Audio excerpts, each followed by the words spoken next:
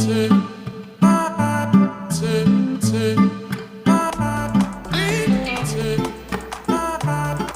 araw sa inyong lahat. Narito ang ating latest update na kung saan may panibagong pasabog muli si Harry Roque.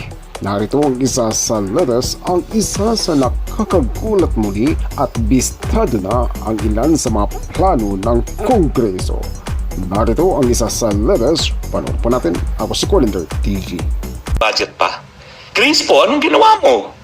Ano ba naman yan? Parang swail ka sa pangalan ng FPJ na pumayag ka sa isang napakababoy na budget. Ikaw ngayon ang Finance Committee.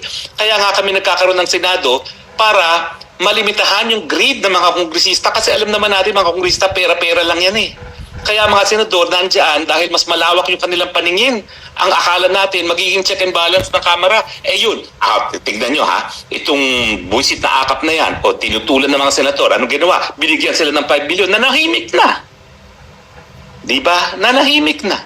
5 billion divided by 24, magkano yun? Kung divided by 100, ibig sabihin yan is tagpa 500, 20, roughly 200 million each additional.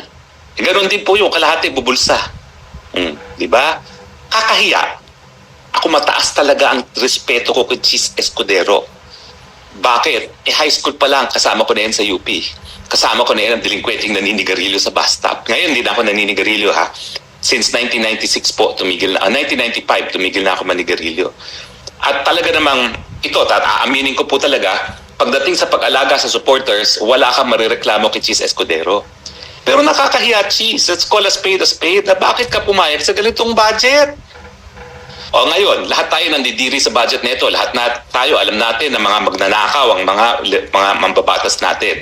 Ano ngayon ang pwedeng gawin ng presidente? Now, tatlo yan. Una-una, yung sinasabi nila na line item. Hindi po pwede yan. Kasi for instance, ang epekto ng line item, yung isang item na budget, sabihin na natin yung PhilHealth, yung zero subsidy sa PhilHealth, kapag vinito niya, anong suma total? Zero pa rin. Hindi kasi po pwede dagdagan ng presidente yung line item na naipasa na ng Kongreso. So hindi mareremedyohan yung kawalan ng pondo ng PhilHealth sa pamamagitan ng line item. Now, pagdating dun sa presidential cousin si Tambaluslos na ang increase nila ay 16 billion. Ang total na binigay nilang budget sa 33.67. Pag binigyan nila, pag nag-line item ang presidente, ibig sabihin, zero budget ang Kamara. Yung 33 billion, pag linayin dito yan, ibig sabihin mawawala.